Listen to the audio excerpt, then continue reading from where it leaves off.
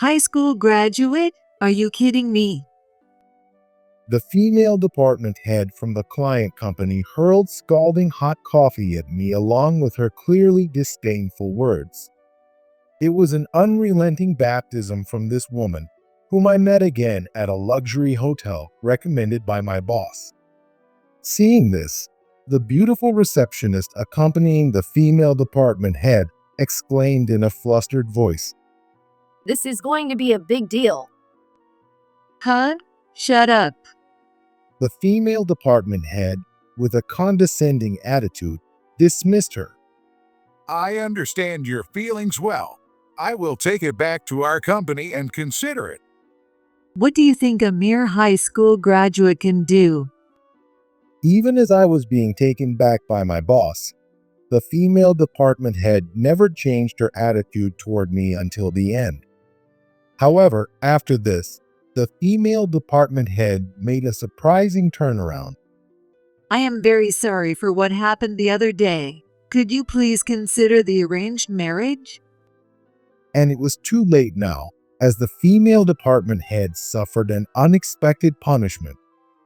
My name is Michael. I am 41 years old and just entered my early 40s, working in sales for a music company called SNJ in New York. I may be boasting, but I am supposedly considered handsome, with younger female employees often saying I look like an actor in a drama. While working at the company or visiting other companies for sales, I often feel the intense stares and hear the whispers from women, especially those a decade younger.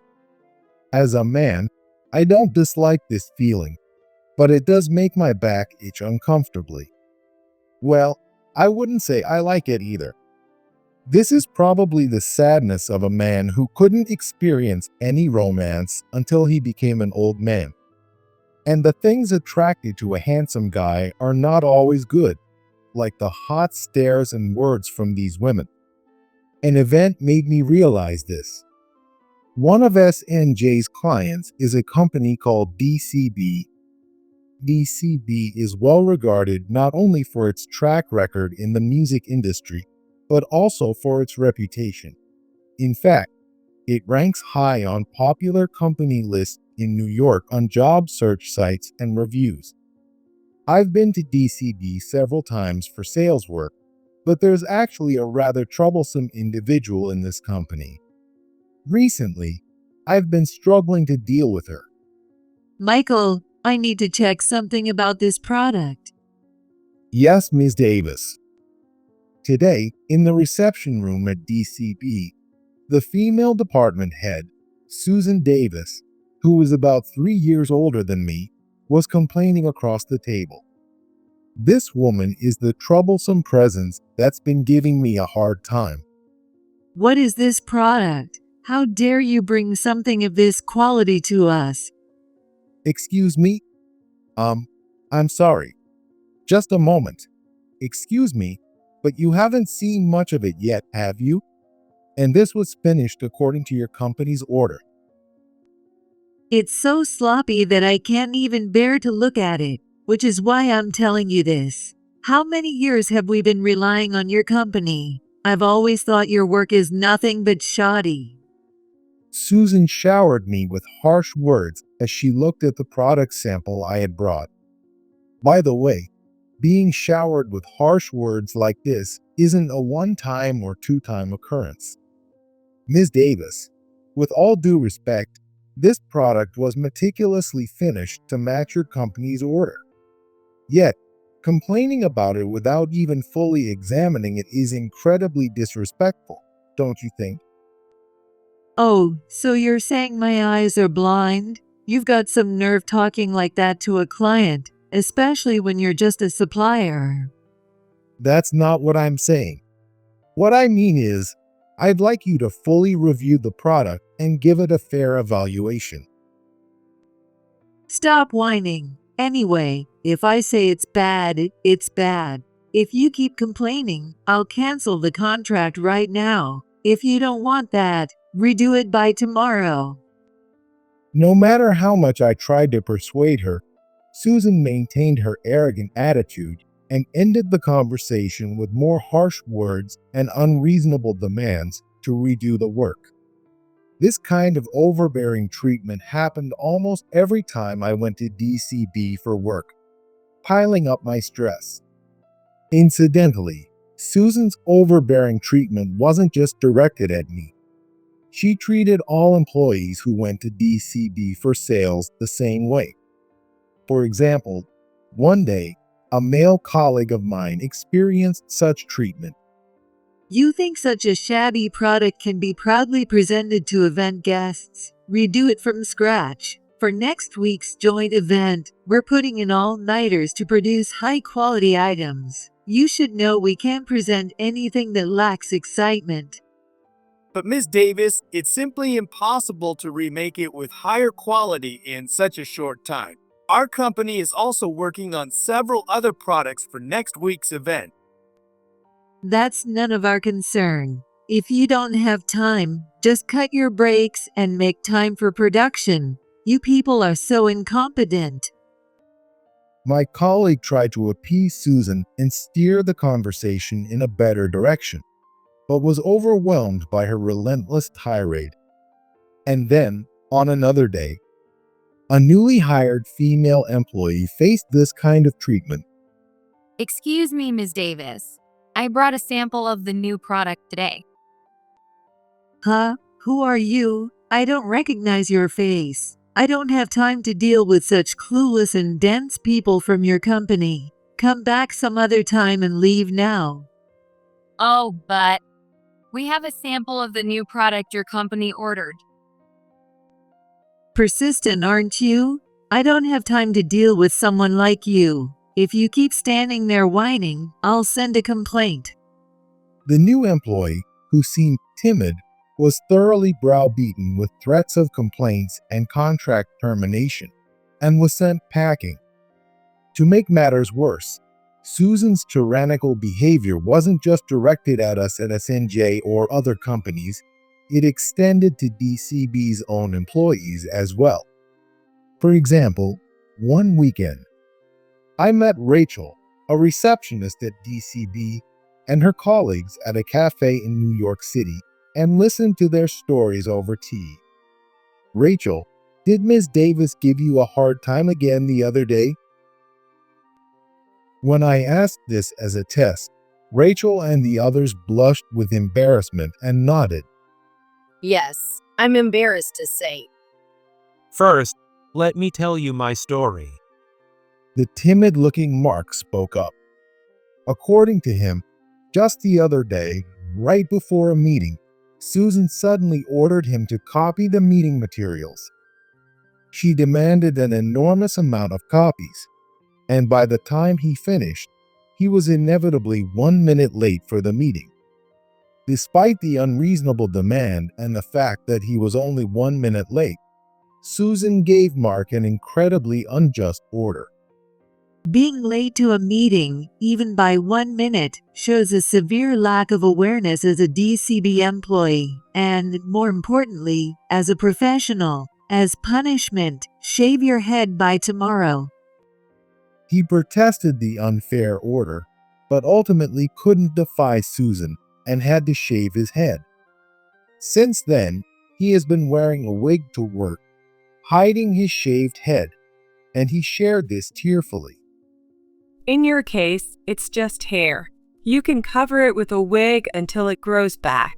But for me, Amy, who seemed more composed, sighed and started speaking. Recently, she has been called by Susan to do things like this. For lunch, get me the Sunshine Special Mixed Fried Cutlet Sandwich Box, a pack of cigarettes, this month's issue of Weekly Pumpkin, and the tickets for that theater-style aquarium I mentioned before. Get all of these within 30 minutes. Yes, Susan has been making her run all over the place, using Amy's money to buy things completely unrelated to work. Amy complained about being treated like an errand runner. I get it, but my situation is tougher. Hearing their stories, Rachel, determined not to lose, spoke up. According to Rachel, at least 2 or 3 times a week, Susan unexpectedly says something like this to her after work. Oh, Rachel, here you are. Let's go enjoy ourselves at our usual bar today. Oh, well, I actually have plans after this. What? You're not saying you can't enjoy a burger and drinks with me, are you? No, not at all. I'll go, of course, I'll go. Because Rachel and Susan live in the same direction, she gets invited to the bar almost every week, where she's made to eat burgers and drink, while listening to Susan's complaints. Because of this, Rachel's health is almost always terrible the day after these outings, leading to more absences and early leaves from work, which is a constant headache for her. After hearing about Susan's outrageous behavior from Rachel and the others, I decided to boldly ask a question. If your boss is that awful, why don't you consult a lawyer or sue? We've tried that many times, but there are people who would be in trouble if Susan got fired, and those people are in upper management. Rachel looked down as she replied to me, and her colleagues also looked down with expressions of frustration. Apparently, Susan has the skills to perform as a department head and has numerous achievements that DCB can't manage without her. Moreover, because of her achievements, the CEO and senior executives are lenient with Susan, and no matter how much she misbehaves, they just say things like, "If you're frustrated, try to earn as much as Susan does." This only increased the dissatisfaction and anger among DCB's regular employees, including Rachel, as they grew more exhausted. But they felt helpless, with no choice but to either suffer in silence or quit and find another job.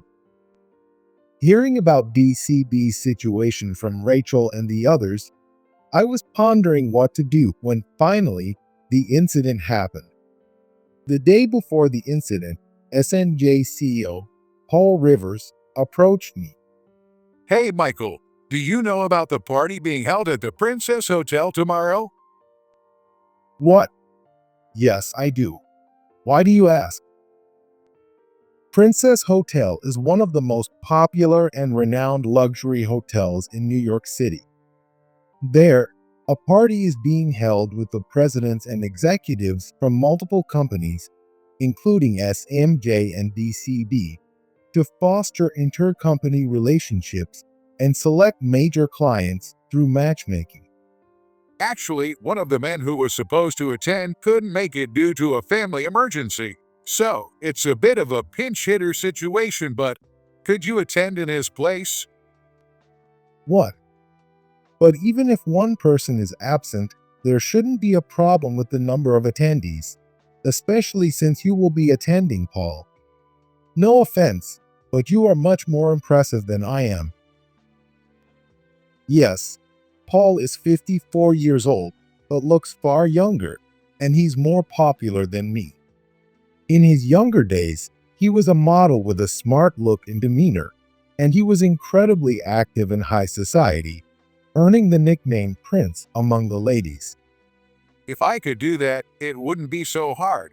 But the party requires a specific number of men and women. Plus, since it's a well-known party with many companies in New York participating, it would be problematic if we don't attend. Ah, yes. I believe the party is hosted by a company that's popular for both private and business matchmaking.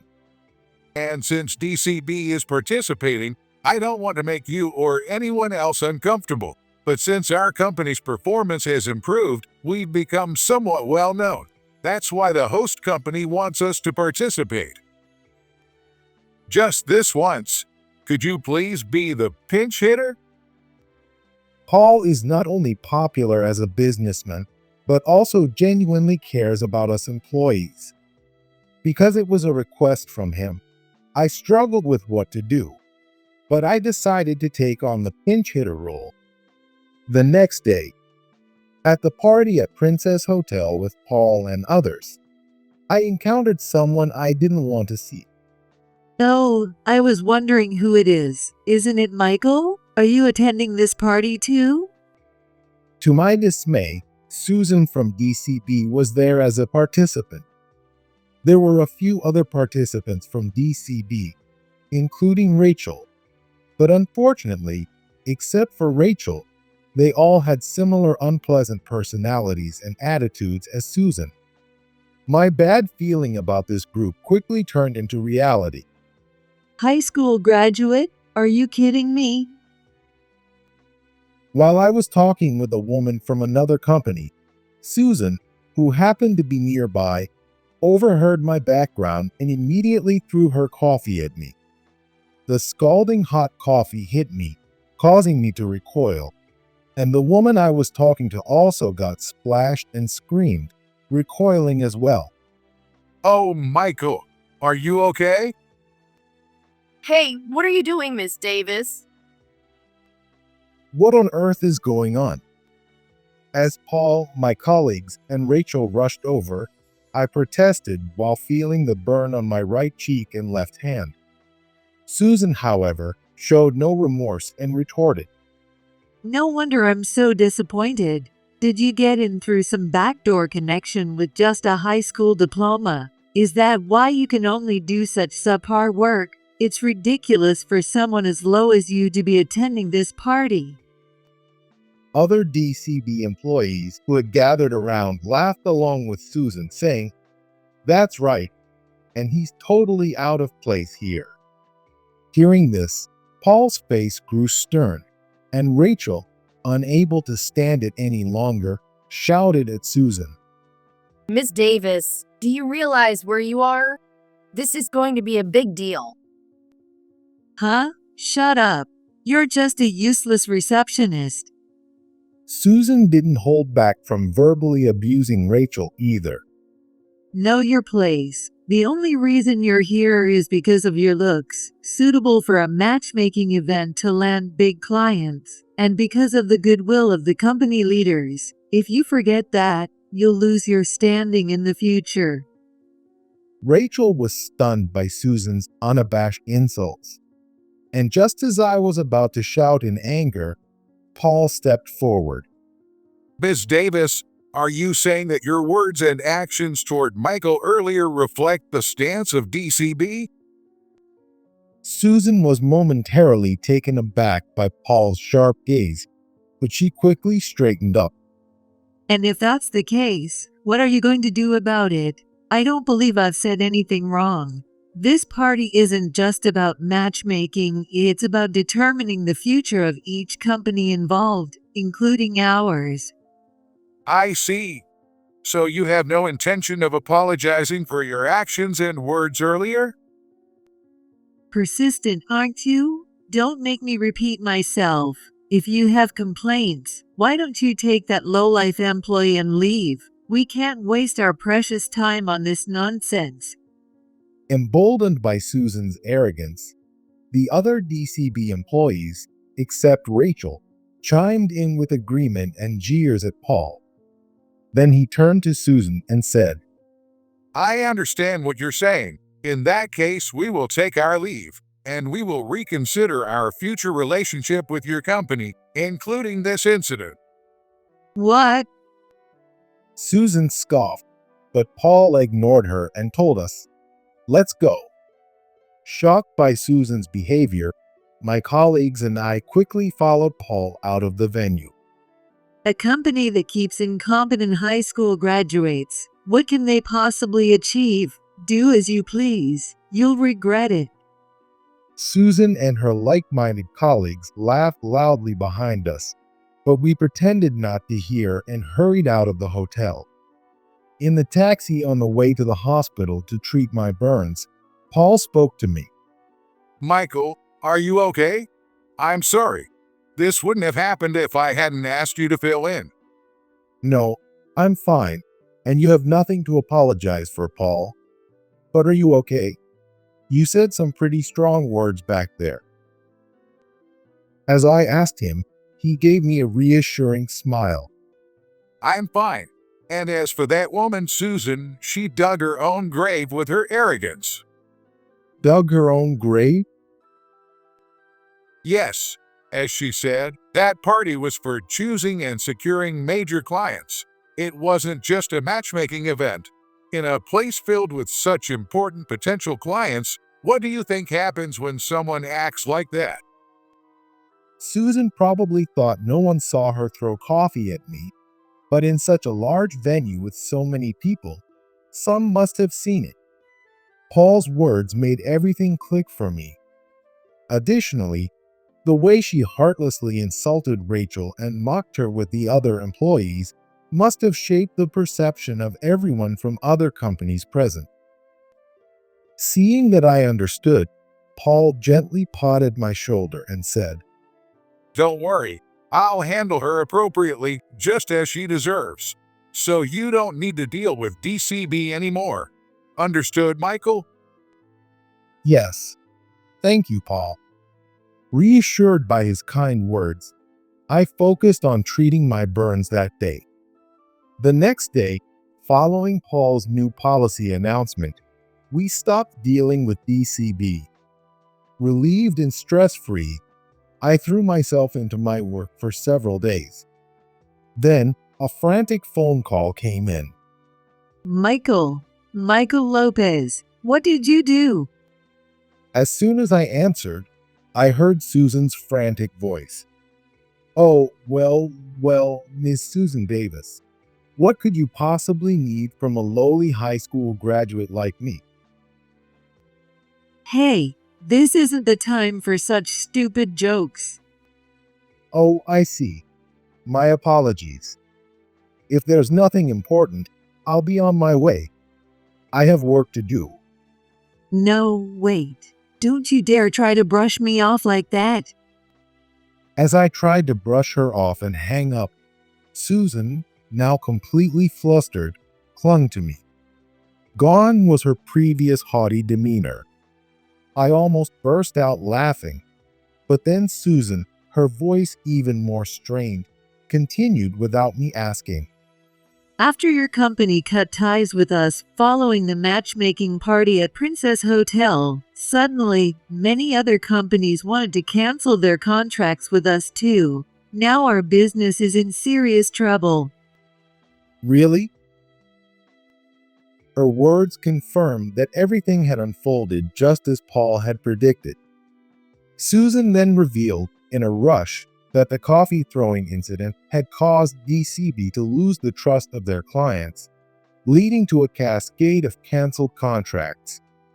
The upper management at DCB had frantically tried to plead with their clients to reconsider, but the clients refused to listen. When asked for reasons, the clients responded, "We don't want to do business with a company that throws coffee and insults other companies' employees."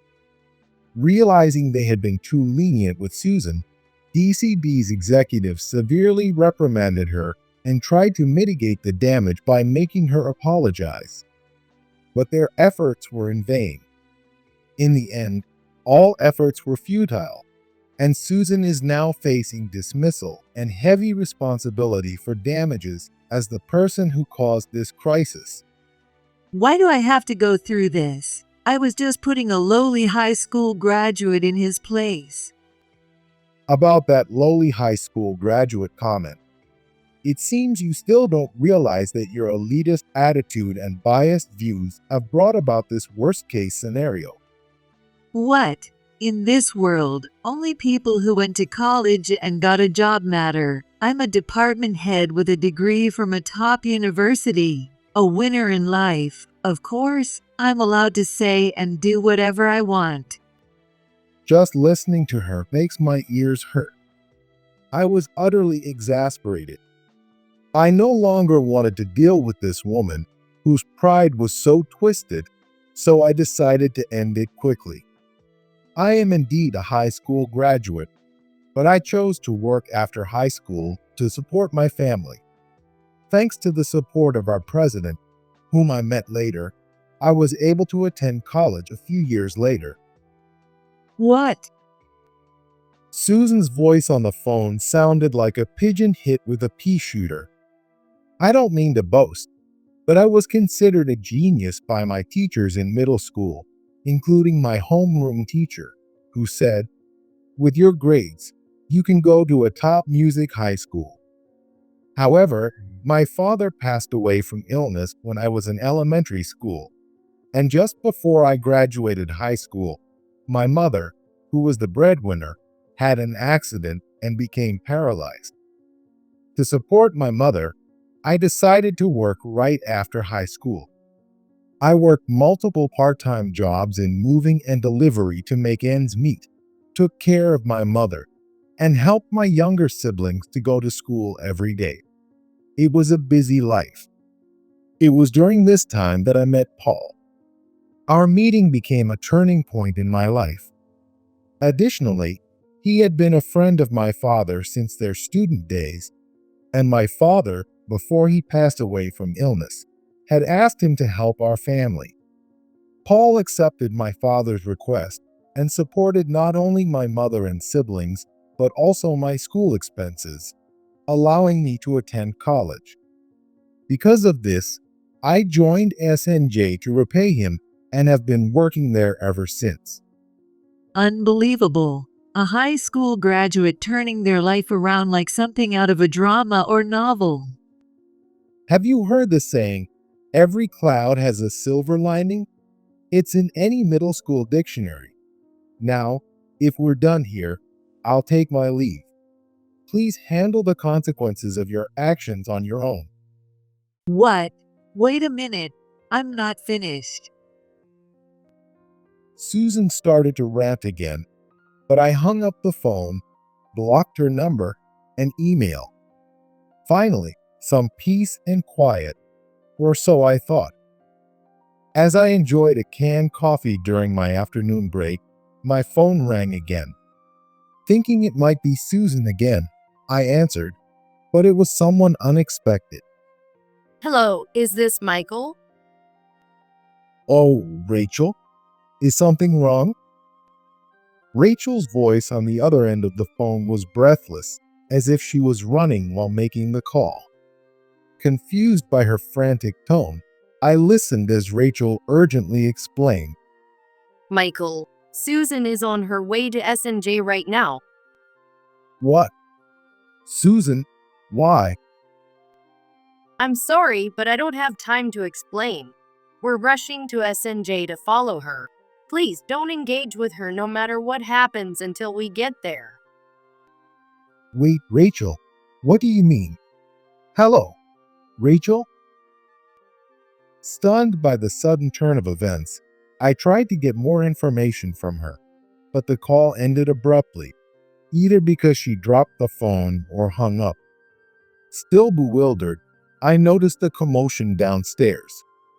Despite Rachel's warning, I couldn't help but check out what was happening, so I headed to the entrance. There, I saw a woman struggling against several security guards. Oh, it's you, Michael. How dare you bring me down to this level? Seeing me, Susan, the woman causing the commotion, lashed out at me. I had a feeling this might happen after Rachel's call, but for Susan to actually storm into our company, the shock was overwhelming, and my mind struggled to keep up. But then, Susan herself revealed the true reason for the chaos. Rachel and the other employees suddenly started shouting about suing me. They even brought a lawyer, demanding hundreds of thousands of dollars in damages. Hearing this, I immediately understood what Rachel had been talking about. She and the others were indeed pursuing Susan, just as they said. That's their rightful claim and your just deserts. You've been abusing your power and causing them mental anguish under the guise of work. Abusing power. They're making a big fuss over nothing. Just like with you, I was only putting those useless employees in their place. The fact that you can't see that and refuse to take responsibility for your actions. You're finished. Determined to end this once and for all. I walked up to Susan and pointed my finger at her nose. A big fish in a small pond. You've been playing queen in the company pond, oblivious to the real world and human decency. Your behavior has brought this upon yourself. Michael, you. You need to fall to the bottom, experience unemployment and poverty, and learn from the harsh reality of society. And while I am at it, don't ever show your face in front of me or anyone else here again. As soon as I said this, Susan lost it completely, screaming incoherently and struggling even more violently. Additional security guards and the police arrived, along with Rachel and the others, who finally managed to restrain Susan and escort her to a police car. And as she was taken away, Rachel apologized to me along with her colleagues who were around. On the way here, we stopped by the police station and explained the situation. We rushed over in the patrol car, but we couldn't make it in time. I apologize for the trouble caused. Please leave the rest to the police and us. No, Rachel, you don't need to apologize. I finally got to say what I wanted to her, and it felt incredibly satisfying. I'll leave the rest to you. I hope you can bring this to a satisfactory conclusion. As I said this, Rachel smiled shyly before she hurried to join her colleagues. Later, with the help of lawyers, Rachel and the others sued Susan for the emotional distress she caused, leaving her with hundreds of thousands of dollars in debt and homeless. It's said that she now works tirelessly in some faraway city, living in a small apartment to pay off her debts. Not long after Susan's dismissal, DCB, which had coddled her for her abilities, went bankrupt. The reasons were the loss of trust from the Princess Hotel incident caused by coddling Susan, and a severe staff shortage due to the mass resignation of employees, led by Rachel, who had finally had enough. The president and executives of DCB, unable to understand what they had done wrong, scattered and disappeared to various unknown places. On the other hand, SNJ formed new partnerships with companies run by respectable people, from the president to the employees. This led to continued stress-free and stable operations. Moreover, Rachel and other former DCB employees joined SNJ, and this development led to an unexpected but pleasant turn of events. I started dating Rachel. As I told Susan, every cloud has a silver lining. Life is unpredictable, with both good and bad times ahead, but I plan to live true to myself until the end.